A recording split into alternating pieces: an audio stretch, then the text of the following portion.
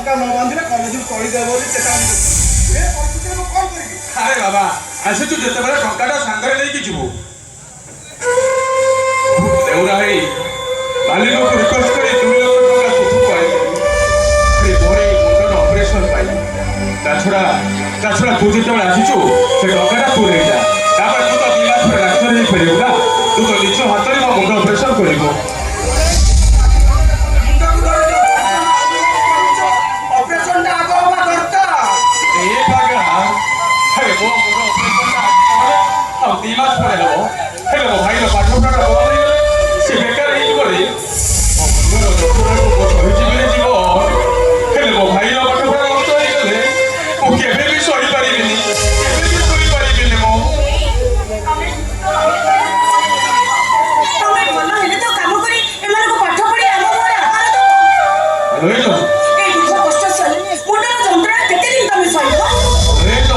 ଆରେ ଚାହୁଁ ଚାହୁଁ 2ଟା ମାସ କୁଆଡ଼େ ବିତିଯିବ।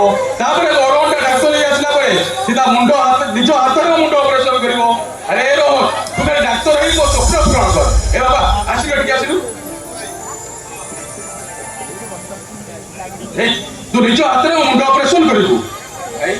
ତମେ ମୋ ପାଇଁ ଯୋଉ ତ୍ୟାଗ କରୁଛ ମୁଁ ତୁମ ଋଣ କେବେ ସୁଝି ପାରିବିନି। ଆରେ ପାଗଳା ଆରେ ତୁ କାହିଁ ବ୍ୟସ୍ତ ହଉଛୁ କହିଲୁ? ନେ ଧର ଏ ଟଙ୍କା। ଆରେ ଯମୁନା ପିଲାଟା ମୋର କେତେବେଳୁ ଆସିଲାଣି। ଆରେ ଯାଅ ତା ପାଇଁ ଖାଇବା ବ୍ୟବସ୍ଥା କର। ঠিক আছে ମୁଁ ଯାଉଛି। ଭାଇ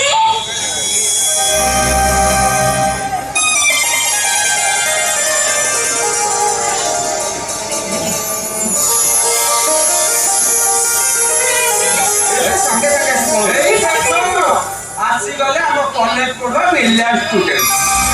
ଭାଇ ମୋ ପାଇଁ ସ୍କୁଟି କେବେ ଆଣିବ? ବେଶୀ କହୁଛୁ ବୁଝିଲୁ, ବେଶୀ କଥା ଠିକ କରୁନି।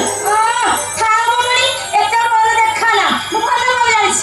ନିଜେ ତ 10ମ କ୍ଲାସରେ 4 ଥର ଫେରିଂ କରି ବସିଛୁ, ସେଥିରେ ପୁଣି ପିଟାଇ ମାରୁଛୁ। ମୂର୍ଖ କୋଉଠି ଯାଏ ତୁ ତ ନହେଲେ ପଢିକି ଆଣିଲା କପି କରି 10ଟା ଦେଇଗଲ ତ ସେଥିପାଇଁ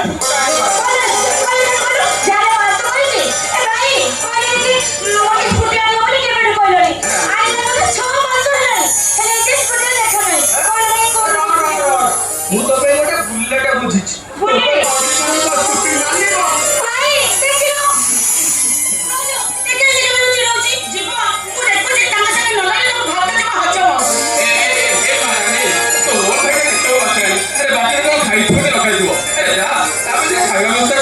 ঠিক আছে ভাই চাচু আমি খাইব।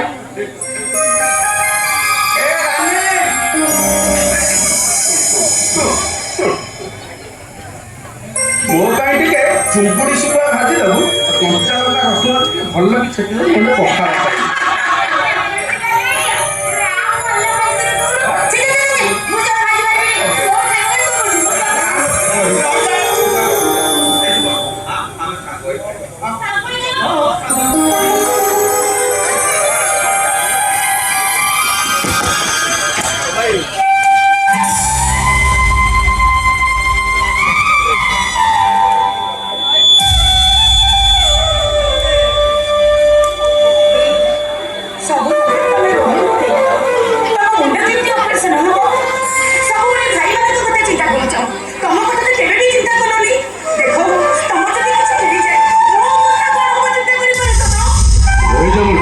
ତମମାନଙ୍କୁ ଛାଡ଼ି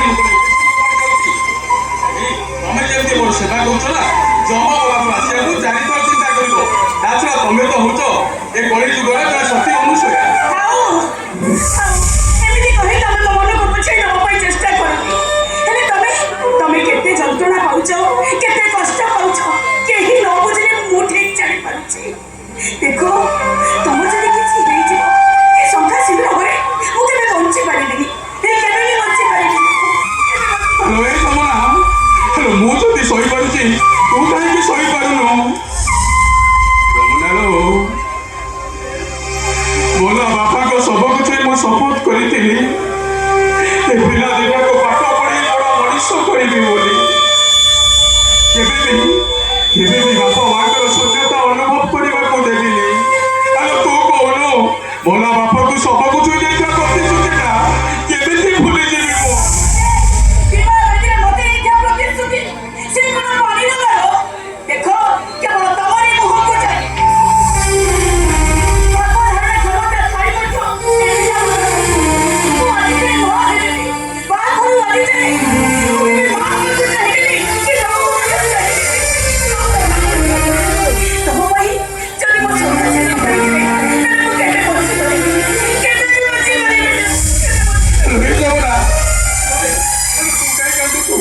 ରୋହି ଯମୁନା ତୁ କାନ୍ଦିଲେ ମୁଁ କ'ଣ ସହିପାରିବି?